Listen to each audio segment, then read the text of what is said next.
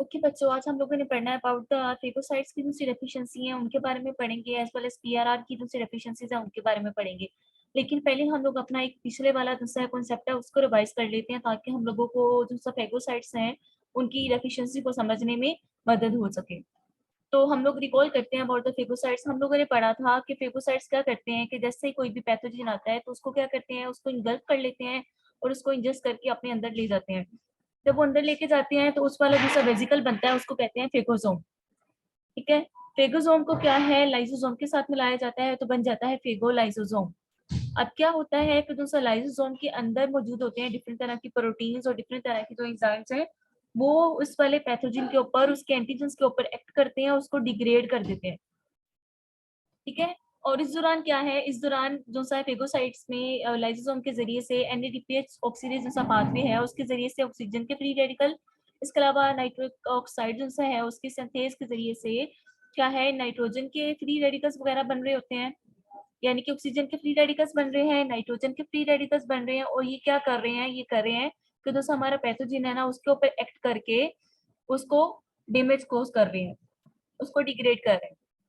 सही हो गया। तो इस वाले जो सा पाथवे है जिसके जरिए से क्या है, हमारा जो सा पैथोजन है उसको डिग्रेड किया जा रहा है, किसके जरिए से, इन फ्री रेडिकल्स के जरिए से। इसको कहते हैं रेस्पिरेटरी बर्स्ट, या फिर हम लोग इसको दूसरे वर्ड्स में कहते हैं ऑक्सीडेटिव बर्स्ट। तो आप सबसे पहले देखोगे कि जो सा ऑक्सीजन है ये इलेक्ट्रॉन्स के साथ मिला है, ये एनएडीपीएच ऑक्सीडेज पाथवे है। एनएडीपीएच है कि एनएडीपीएच ऑक्सीडेज के जरिए से क्या है, ये ऑक्सीजन जो है ना उसके साथ इलेक्ट्रॉन्स मिला है और इसने क्या बना दिया, ऑक्सीजन का फ्री रेडिकल बना दिया। अब ये फर्दर जो है ना हाइड्रोजन के साथ ये वाला ऑक्सीजन का जो सा फ्री रेडिकल है वो मिलेगा और क्या बना देगा, हाइड्रोजन पेरोक्साइड। ये बना देगा हाइड्रोजन पेरोक्साइड। और फिर क्या है, अब ये फर्दर जो सा हाइड्रोजन पेरोक्साइड जो है क्लोराइड के एक जो है आयन के साथ मिला और इसने क्या बना दिया, हाइपोक्लोराइड। हाइपोक्लोराइड का आयन बन गया। अब जो यहाँ पे ये बन रहा है ये वाला फ्री रेडिकल, इसके अलावा hydrogen peroxide, and in the end जो हाइपोक्लोराइड, सबसे बेसिक चीज है ना जो फाइनली बन रही है हाइपोक्लोराइड। ये क्या है, ये बेसिकली पैथोजन के लिए डेंजरस है। ये क्या है, ये पैथोजन के लिए डेंजरस है, उसको क्या कर रहे हैं, उसको डिग्रेड करके उसको उसको किल कर रहे हैं। सही हो गया। अब हम लोग आगे पढ़ते हैं, अपना ये वाला पाथवे अपने सारा याद रखना है कि सबसे पहले क्या है कि हमारे पास यहाँ पे एनएडीपीएच ऑक्सीडेज आया, इसके अलावा सुपर ऑक्साइड आ गया, सुपर ऑक्साइड डिस्म्यूटेज आ गया, एंड इन द एंड जो है उस वाले बैक्टीरिया के पास कैटालिज होता है, वो भी हम लोग उसके बारे में भी पढ़ेंगे। और इसके अलावा यहाँ पे जो सबसे लास्ट में जो सब बैक्टीरिया मैक्रोफेजेस के अंदर जो बैक्टीरिया के अगेंस्ट सबसे बेस्ट चीज मॉलिक्यूल बन रहा है जो कि उसको पैथोजन को किल कर रहा है, वो है हमारे पास हाइपोक्लोराइड आयंस। सही है, ये आपने याद रखना है।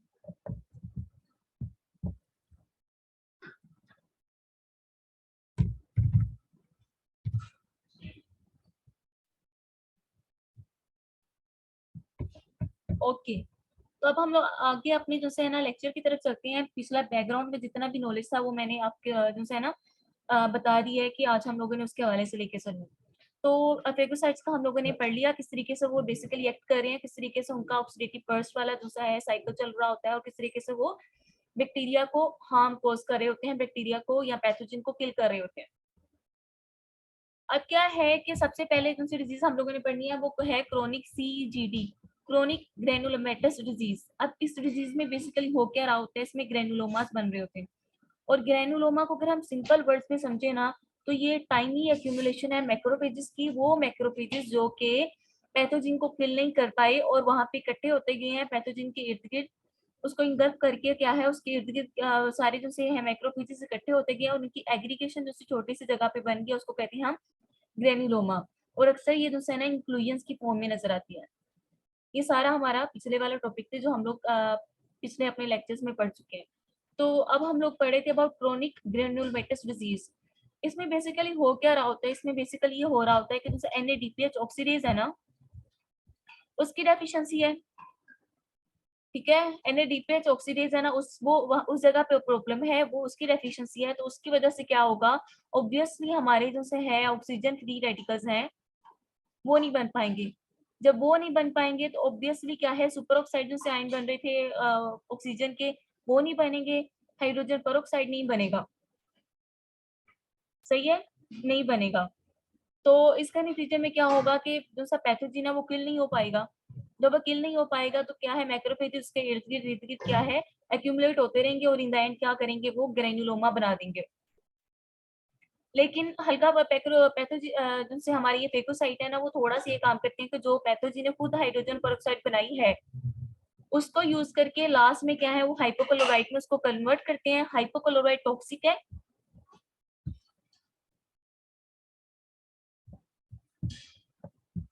हाइपोक्लोराइड क्या है, हाइपोक्लोराइड टॉक्सिक है और ये क्या कर रही है कि हम जो सा पैथोजन है उसको किल कर रही है।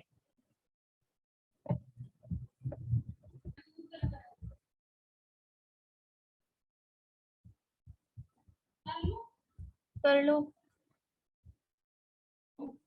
अच्छा, हम लोग यहाँ पे बात कर रहे थे कि बेसिकली जो सा है फेगोसाइट्स में NADPH ऑक्सीडेज जो सा है ना, वो यूज करके ही सारा ऑक्सीडेटिव बर्स्ट वाला साइकिल चलाया जा रहा था ना, हाइड्रो सॉरी ऑक्सीजन के फ्री रेडिकल्स बनाए जा रहे थे। लेकिन अगर डेफिशिएंसी है NADPH ऑक्सीडेज की, ठीक है, यहाँ पे जैसे मिलते जुलते जो एंजाइम है जो क्या बना रही है इन द एंड, वो ऑक्सीजन के फ्री रेडिकल्स बना रहे हैं, तो क्या होगा, जैसे फेगोसाइट का अपना सारा ऑक्सीडेटिव बर्स्ट वाला फिनोमिना था वो नहीं हो पाएगा। सही है, अगर NADPH ऑक्सीडेज की एक्टिविटी कम है या वो उसकी डेफिशिएंसी है तो क्या होगा कि जिससे हाइड्रोजन पर ऑक्साइड बन रहे थे और जिससे ऑक्सीजन के फ्री रेडिकल जो कि सुपर ऑक्साइड्स वगैरह थे वो बन रहे थे, वो अब कम बनेंगे। सही हो गया, जब उनकी डेफिशिएंसी हो जाएगी या फिर क्या है वो नहीं बन रही या उनकी डेफिशिएंसी हो गया, तो इन द एंड क्या है कि वो जो सा पैथोजन इस टाइम पे फेगोसाइट ने इनगल्फ किया हुआ है, वो किल नहीं कर पाएगा उस वाले पैथोजन को, फेगोसाइट उसको किल नहीं कर पा रहा। लेकिन हल्का फुल्का क्या होता है कि फेगोसाइट जो पैथोजन ने अगर हाइड्रोजन पेरोक्साइड बनाया है उसको यूज करके क्या है, उसको हाइपोक्लोराइट में कन्वर्ट करेगा और वो उसी के अगेंस्ट उसको यूज कर लेगा। लेकिन ये बहुत ज्यादा एफिशिएंट वे नहीं है। एफिशिएंट वे तब भी है जब वो अपना ऑक्सीडेटिव बर्स्ट वाला साइकिल चलाएगा NADPH ऑक्सीडेज को यूज करके, बाकी सारे एंजाइम्स को यूज करके, फिर वो अच्छे तरीके से काम कर पाएगा। सही हो गया। अब ये क्रोनिक ग्रेन्युलोमेटस डिजीज आम जैसे पैथोजन, हर एक पैथोजन की अगेंस्ट जो है ना बहुत ज्यादा हमारे पास प्रॉब्लमेटिक डिजीज नहीं है, बल्कि उन वाले पैथोजन जिनके अंदर कैटालाइज एंजाइम मौजूद होता है वो उनके अगेंस्ट जो है ना ये ज्यादा प्रॉब्लमेटिक डिजीज है। क्यों? वो इसलिए कि जो कैटालाइज एंजाइम है ना उसमें ये खासियत होती है कि वो हाइड्रोजन पर को तोड़ के कन्वर्ट कर देता है into the water plus oxygen. जब वो हाइड्रोजन पर ही खत्म होके वाटर और ऑक्सीजन में कन्वर्ट हो गया तो हाइड्रोजन पर आगे हाइपोक्लोराइड कैसे बना पाएगा? और इटसेल्फ वो हाइड्रोजन पर इटसेल्फ भी जो सा है अपना जो उसने डैमेज कॉज करना था वो पैथोजन को नहीं कॉज कर पाएगा। तो इसलिए वो वाले बैक्टीरियाज, वो वाले पैथोजन जिनके पास कैटालिस एंजाइम मौजूद होता है वो इस वाली CGD डिजीज में ज्यादा प्रॉब्लमेटिक होते हैं। इसके अलावा क्या है कि इनमें इस वाली फेगोसाइड डेफिशिएंसी में हमारे बी सेल, हमारे टी सेल वगैरह बिल्कुल ठीक होते हैं, उनमें किसी किस्म का कोई मसला नहीं होता।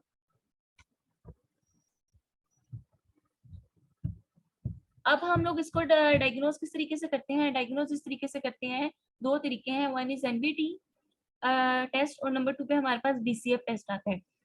नाइट्रो ब्लू टेट्राजोलियम में क्या होता है कि ये कलरलेस डाई होता है। NBT डाई एक कलरलेस डाई है और जब ये क्या है नॉर्मल सेल के साथ जब ये मिलता है तो उन वाले सेल को कन्वर्ट कर देता है ब्लू में, उसको कर देता है ब्लू कलर में कन्वर्ट कर देता है। लेकिन अगर वो ये वाले जिनके अंदर ये CGD वाले सेल्स हैं, ठीक है, तो वो क्या हो जाएंगे, वो ब्लू में कन्वर्ट नहीं होंगे। तो ब्लू कलर अगर आ गया तो नॉर्मल है, अगर ब्लू कलर नहीं आया तो इसका मतलब है कि वो पैथोजेनिक है और वो क्या है, वो हमारे पास डिजीज के लिहाज से पैथोजेनिक है। वो क्या है, वो CGD वाले सेल्स है। इसके अलावा DCF जो सा है उसमें क्या है, डाइक्लोरोफ्लोरेसीन में, अब इसके नाम से पता चल रहा है कि फ्लोरेसेंस क्रिएट होगी। तो इसमें क्या है कि DCF टेस्ट में क्या किया जा रहा है कि जो सा DCF है ना वो ऑक्सीडाइज हो जाता है, किसके जरिए से, इन वाले सेल के जरिए से, CGD से। तो उसको हम लोग किस तरीके से डिटेक्ट करेंगे, फ्लो साइटोमेट्री से। और फ्लो साइटोमेट्री एक फुल तकनीक है जो कि आप लोग इंशाल्लाह पढ़ोगे, जब आप अपनी सीरोलॉजी पढ़ोगे तो उसमें आप फ्लो साइटोमेट्री पढ़ोगे आप। तो DCF जो है ना, हम लोग ये जो DCF टेस्ट के जरिए से, फ्लो साइटोमेट्री के जरिए से बेसिकली इन वाले जो से CGD वाले सेल्स हैं उनको डिटेक्ट कर सकते हैं। अब इनके ट्रीटमेंट में क्या किया जा रहा होता है, एक तो पैथोजन को खत्म करने के लिए ऑब्वियसली क्या है, एंटीबायोटिक दी जाएगी, और इसके अलावा क्या है कि गामा इंटरफेरोन दिया जाता है। गामा इंटरफेरोन का बच्चों आपको पता है कि गामा इंटरफेरोन क्या काम करता है, वो हमारे जो मैक्रोफेजेस है उनको एक्टिवेट करता है। तो जैसे उनकी एक्टिविटी इनहैंस होगी, ऑब्वियसली पैथोजन को किल करने की पावर भी इनहैंस हो जाएगी।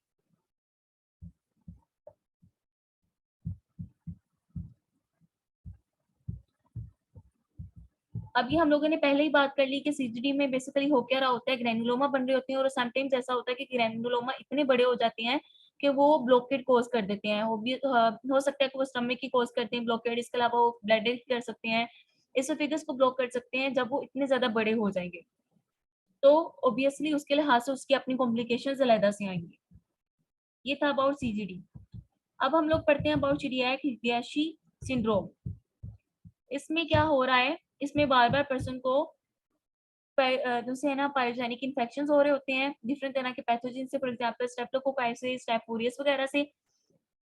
अब इसमें क्या हो रहा होता है, अभी मैंने आपको बोला था कि क्या होता है कि जब भी पैथोजन को वो इंगल्फ करके फेगोसाइट अपने मैक्रोफेजेस या फेगोसाइट जो सा भी सेल है वो अपने अंदर लेके जाता है, या वो न्यूट्रोफिल है, मैक्रोफेज है, जो सा भी सेल है जो कि फेगोसाइट है, उसने उस वाले पैथोजन को क्या है इंगल्फ किया, उसको इंजेस्ट करके अंदर ले गया। जब वो अंदर ले गया तो फेगोसोम की फॉर्म में अंदर लेके गया। जब वो इंजेस्ट कर ही लिया, वो वेजिकल जो अंदर चला गया, उसको फेगोसोम कहते हैं। फेगोसोम जब मिलेगा लाइसोसोम के साथ तो क्या होगा, हमारे पास क्या बन जाएगा, फेगोलाइसोसोम। इस वाले डिजीज में बेसिकली क्या हो रहा होता है, इसमें ये हो रहा होता है कि फेगोसोम जो है लाइसोसोम के साथ मिल नहीं पा रहा होता, उनकी फ्यूजन नहीं हो पा रही होती।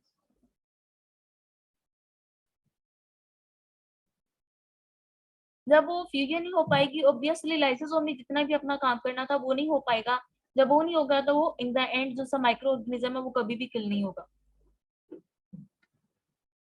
और इसमें भी जो है ना ग्रेनुलर इंक्लूजन्स नजर आ रही होती हैं हमें।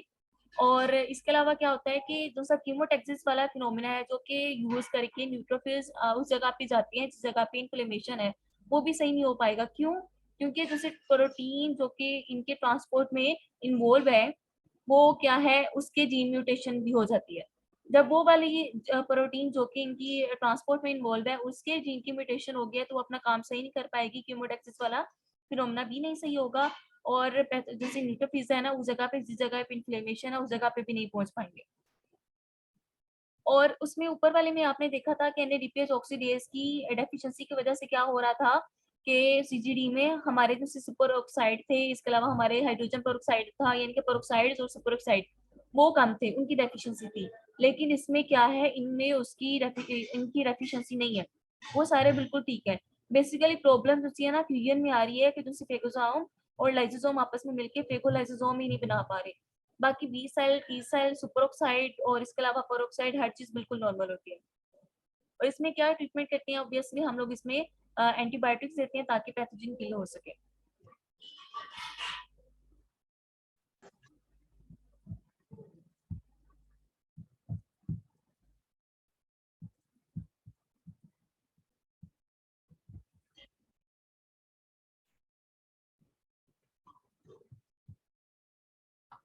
ओके, एक्सटर्नलाइजेशन में बेसिकली ये वो फिनोमेना है जिसके जरिए से जो सा हमारा न्यूट्रोफिल्स है ना और डब्ल्यूबीसीज है, बेसिकली वो क्या करते हैं, वो ब्लड वेसल में से निकल के उस जगह पे जा रहे होते हैं जिस जगह पे इस टाइम पे इन्फ्लेमेशन हुई हुई है।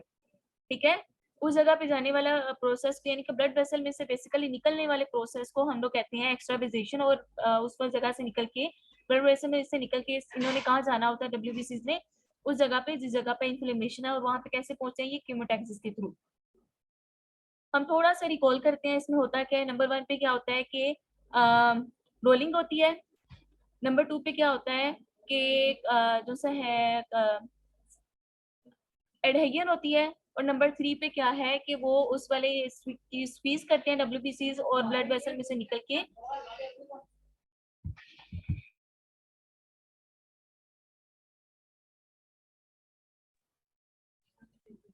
ब्लड वेसल में से निकल के क्या है उस जगह पे जा रहे होते हैं जिस जगह पे इन्फ्लेमेशन हुई है।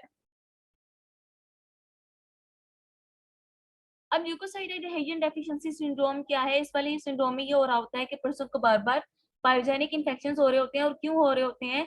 कि जो से एडेहेशन वाले जो से प्रोटीन्स है ना वो डिफेक्टिव होती हैं। एडेहेशन वाली प्रोटीन्स है ना वो डिफेक्टिव उनमें डिफेक्ट होता है। उनमें आ जाती है हमारे पास डिफरेंट तरह के इंटेग्रिन्स वगैरह। नंबर 1 पे सेलेक्टिंग्स आती हैं जो कि हमारे पास किस वाले प्रोसेस में आ रही होती है? रोलिंग में आ रही होती हैं। नंबर 2 पे क्या है कि जो से डब्ल्यूपीसीज है वो उस जगह पे उनको ब्रेक लग जाती है ब्लड वेसल के अंदर। किसके जरिए से? अपने इंटेग्रिन के जरिए से। अब क्या है कि अगर वो उसका ये एडहेशन जो से एडहेशन प्रोटीन्स हैं, फॉर एग्जांपल इंटेग्रिन हो गया, उसके जीन के अंदर म्यूटेशन है तो एडहेशन नहीं हो पाएगी। जब एडहेशन ही नहीं हुई तो क्या होगा कि जो डब्ल्यूबीसीज हैं उस जगह पे रुकेंगे नहीं। जब वो नहीं रुकेंगे तो ऑब्वियसली वो सेल जो से ब्लड वेसल है उसमें से निकल के बाहर भी नहीं आ पाएंगे। सही हो गया। जब वो इस जगह पे एडहेड ही नहीं किए, वो उस जगह पे जुड़े ही नहीं है उस टाइम पे, तो क्या होगा कि वो ब्लड वेसल में से ब्लड सर्कुलेशन में से निकल के बाहर भी नहीं आएंगे। जब वो बाहर नहीं आएंगे तो ऑब्वियसली क्या होगा? जिस जगह पे इन्फ्लेमेशन है उस जगह पे पहुंच भी नहीं पाएंगे।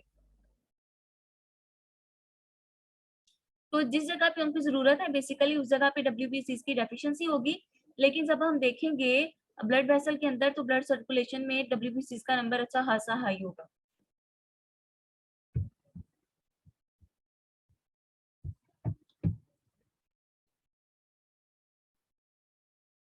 सही हो गया।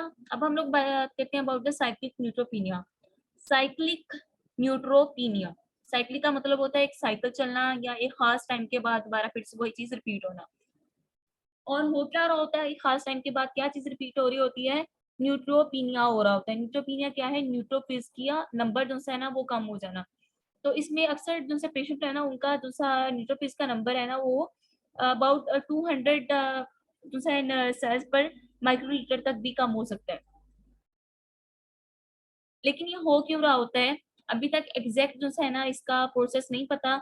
लेकिन ये हाइपोथेसिस किया जा रहा है कि माइट बी पॉसिबल जो से जीसीए एसएफ जो है ना ग्रेन्युलोसाइड कॉलोनी फॉर स्टिमुलेटिंग जो से फैक्टर्स हैं उनकी डेफिशिएंसी हो जाती हो, या फिर उनका जो है ना हर जो है इनके साइकिल में उनकी रेगुलर प्रोडक्शन हो रही हो, जिसकी वजह से क्या है कि जो से न्यूट्रोपीनिया एक साइक्लिक वे में हो रहा है। और अभी जितने भी ये साइक्लिक न्यूट्रोपीनिया के पेशेंट हैं उनमें क्या है, उनमें ये हो रहा होता है कि उनमें अभी तक जो चीज देखी गई है कॉमन वो ये देखी गई है कि एक जीन होता है जिसका नाम है इलेन ELANE जीन। ELANE जीन होता है, उसमें म्यूटेशन देखी गई है। और ये जो सा ELANE जीन है वो किसको इनकोड कर रहा होता है? वो न्यूट्रोफिल्स की जो सी इलास्टेज प्रोटीन है ना उसका एंजाइम है उसको इनकोड कर रहा होता है। तो जब न्यूट्रोफिल्स जो सा है उसका लास्ट स्टेज जो सा उस इन वाले पर्सन में देखा गया है कि उसमें क्या है प्रॉब्लम्स आ रही होती हैं। और इन वाले पर्सन में जो सी क्लिनिकल साइन एंड सिम्टम्स आ रहे होते हैं वो ये होता है कि जिस टाइम पे इन वाले पर्सन में न्यूट्रोपीनिया हुआ होता है, जिस ड्यूरेशन में जिन डेज में इनमें न्यूट्रोपीनिया का साइकिल चल रहा होता है उस टाइम पे क्या होता है कि इनमें जो लाइफ थ्रेटनिंग बैक्टीरियल इन्फेक्शन होने के चांसेस बहुत ज्यादा है। और जब न्यूट्रोफिल्स का सॉरी न्यूट्रो और जिस टाइम पे न्यूट्रोफिल जो है ना उनका बिल्कुल काउंट बिल्कुल ठीक हो जाता है, बिल्कुल अपने लेवल पे आ जाता है, उस टाइम पे क्या होता है कि पर्सन को इन्फेक्शन नहीं हो रहा होता है। लेकिन जिस टाइम पे वो साइकिल में उस वाली स्टेज पे पहुंचा होता है जिस टाइम पे न्यूट्रोपीनिया होना होता है, उन वाले डेज में पर्सन को लाइफ थ्रेटनिंग बैक्टीरियल इन्फेक्शन होने के चांसेस बहुत ज्यादा होते हैं। ELANE जीन जो है ना उसको आपने याद रखना है, उसके जीन में म्यूटेशन होते हैं, वो किसको इनकोड कर रहा होता है? वो न्यूट्रोफिल्स की एक जो है प्रोटीन या जिसको एंजाइम है इलास्टेज उसको इनकोड कर रहा होता है। और ये म्यूटेशन जो है ना तकरीबन ये जितने भी साइक्लिक न्यूट्रोपीनिया के पेशेंट है उनमें देखी गई है।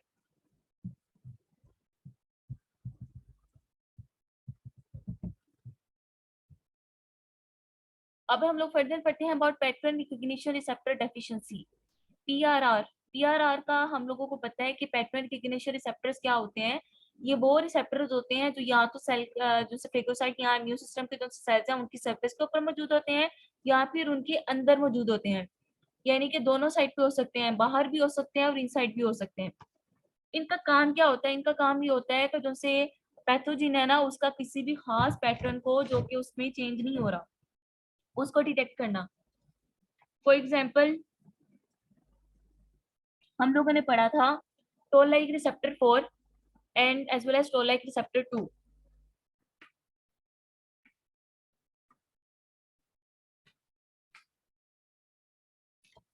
टोल लाइक रिसेप्टर 2 के बारे में हम लोगों ने पढ़ा था कि वो पेप्टाइडोग्लाइकन को रिकॉग्नाइज कर रहा होता है और उसको बाइंड कर रहा होता है। टोल लाइक रिसेप्टर 4 के बारे में पढ़ा था हम लोगों ने कि जो लाइपोपॉलीसेकेराइड होता है ग्राम नेगेटिव बैक्टीरिया का, उसको रिकॉग्नाइज कर रहा होता है, उसको बाइंड कर रहा होता है। सही है। यानी कि जितने भी पैटर्न रिकॉग्निशन रिसेप्टर्स है ना, वो खास पैटर्न को, वो खास जो सा कंपोनेंट है पैथोजिन का, जो कि वेरी नहीं कर रहा होता है, जो कि चेंज नहीं हो रहा होता, उसको रिकॉग्नाइज कर रहे होते हैं और उसको बाइंड कर रहे होते हैं और फर्दर सिग्नलिंग कर रहे होते हैं। और हम लोगों ने ये भी बात कर ली कि सेल की सरफेस के ऊपर भी मौजूद होते हैं और एज वेल एज क्या है, सेल के इनसाइड भी मौजूद होते हैं। तो पहले हम लोग बात करेंगे उन वाले रिसेप्टर्स की जो कि सेल की सरफेस के ऊपर मौजूद होते हैं। उनमें दो की एग्जांपल मैंने आपको अभी दी, जिसमें यहाँ हमारे पास टोल लाइक रिसेप्टर 2 होता है जो कि पेप्टाइडोग्लाइकन को रिकॉग्नाइज करता है, और पेप्टाइडोग्लाइकन जितने भी हमारे पास बैक्टीरिया हैं उन सबकी सेल वॉल का हिस्सा है। और टोल लाइक रिसेप्टर 4 है, वो हम लोगों ने पढ़ा हुआ है कि वो लाइपोपॉलीसेकेराइड को रिकॉग्नाइज करता है। अब अगर आप देखें कि टोल लाइक रिसेप्टर 5 है, वो फ्लैजेला जो सा होता है ना, उसको रिकॉग्नाइज करता है, बैक्टीरिया के फ्लैजेला को रिकॉग्नाइज करते हैं। अब अगर डेफिशिएंसी हो गई है टोल लाइक रिसेप्टर 5 की, टोल लाइक रिसेप्टर 5 की डेफिशिएंसी हो गई है, तो जो उनसे बैक्टीरियाज हैं जिनके सरफेस के ऊपर फ्लैजेला मौजूद होता है, फ्लैजेलन मौजूद होती है, वो उसको रिकॉग्नाइज नहीं कर पाएंगे। तो वो वाले पैथोजन जो कि फ्लैजिलेटेड होते हैं, उनका जो है ना रिकॉग्निशन का प्रोसेस कम हो जाएगा और उनके इन्फेक्शन होने के चांसेस काफी ज्यादा हो जाएंगे। फॉर एग्जांपल लेजिनेला, न्यूमोफिला वगैरह, ये फ्लैजिलेटेड होते हैं। तो इन वाले पैथोजन जिनके सरफेस के ऊपर फ्लैजेला मौजूद होता है, तो जब TLR5 की एफिशिएंसी होगी तो इसके इन्फेक्शन होने के चांसेस काफी ज्यादा होते हैं। इसके अलावा एक और जो सा है ना, आउटसाइड द सरफेस जो सा है रिसेप्टर मौजूद होते हैं, उनमें मेनोज बाइंडिंग लेक्टिन रिसेप्टर्स होते हैं, MPL रिसेप्टर्स होते हैं। अब इनका काम क्या होता है? इनका काम ये होता है कि जैसे पैथोजन की सरफेस के ऊपर मेनोज मौजूद है, ये उसको रिकॉग्नाइज करते हैं और फिर कंप्लीमेंट को एक्टिवेट करवाते हैं बाय द लेक्टिन पाथवे के जरिए से। हम लोगों ने पढ़ा था कि कंप्लीमेंट के एक्टिवेशन के 3 पाथवे हैं। क्लासिकल पाथवे जो कि एंटीजन एंटीबॉडी के जरिए से हो रहा होता है। नंबर 2 पे हम लोगों ने mannose binding binding lectin pathway पढ़ा था, जो कि मेनोज के जरिए से एक्टिवेट हो रहा होता है, और इसके अलावा बाकी तरीकों से जो एक्टिवेट हो रहे होते हैं उसमें हमारे पास ऑल्टरनेटिव पाथवे आता है। तो एमपीएल में कौन से वाला पाथवे इफेक्ट हुआ? अगर एमपीएल की डेफिशिएंसी है तो हमारे पास जो लेक्टिन पाथवे है कॉम्प्लीमेंट की एक्टिवेशन का, वो इफेक्ट होगा।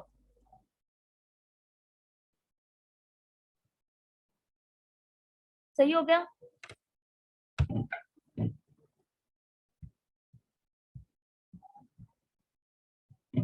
अब हम लोग उन वाले रिसेप्टर्स के बारे में पढ़ते हैं जो कि सेल के इनसाइड मौजूद होते हैं। For example node like receptor, और हम लोगों ने पढ़ा था RIG आई हेलिकेस। नोड लाइक रिसेप्टर क्या कर रहा होता है? नोड लाइक रिसेप्टर उन वाले पैथोजन को बेसिकली रिकॉग्नाइज कर रहा होता है जो कि इंट्रासेल्युलर पैथोजन होते हैं।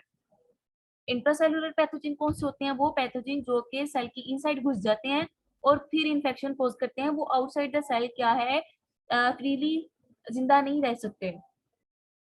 उनमें हम लोगों ने डिफरेंट तरह के नाम पढ़े थे, रिकेट्सिया हो गया, क्लेमिडिया हो गया, इस तरह के हम लोगों ने काफी नाम पढ़े हुए हैं, जो क्या है इंट्रासेल्युलर पैथोजन है। अब ये क्या करते हैं कि ये इनसाइड द सेल जाते हैं और फिर इंफेक्शन कोज करते हैं। आउटसाइड द सेल ये फ्रीली लीव नहीं जिंदा रह सकते। तो नोड लाइक रिसेप्टर जो है ना, जो पैथोजन इनसाइड सेल हैं, उनको उनकी पेप्टाइडोग्लाइकन को रिकॉग्नाइज करता है। और पेप्टाइडोग्लाइकन क्या है? पेप्टाइडोग्लाइकन सेल वॉल का कंपोनेंट है। तो ये इन वाले पैथोजन को जो कि इंट्रासेल्युलर हैं, उनके पेप्टाइडोग्लाइकन को बेसिकली रिकॉग्नाइज कर रहे होते हैं। कहाँ? अपने सेल के साइटोप्लाज्म के अंदर।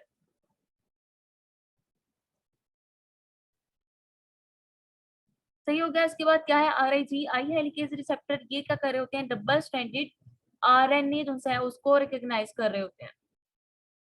और ये डबल स्ट्रैंडेड RNA जो है डिफरेंट तरह के वायरसेस है ना, उनका पार्ट होता है। उनका जो सा न्यूक्लियर मटेरियल है वो डबल स्ट्रैंडेड RNA से मिलकर बना होता है। तो इन वाले वायरसेस का जो सा डबल स्ट्रैंडेड RNA है ना, उसको रिकॉग्नाइज किसके जरिए से किया जा रहा होता है? RIG आई हेलिकेज के जरिए से। और ये कहाँ पे मौजूद होता है? ये भी इनसाइड द इम्यून सेल्स ही मौजूद होता है।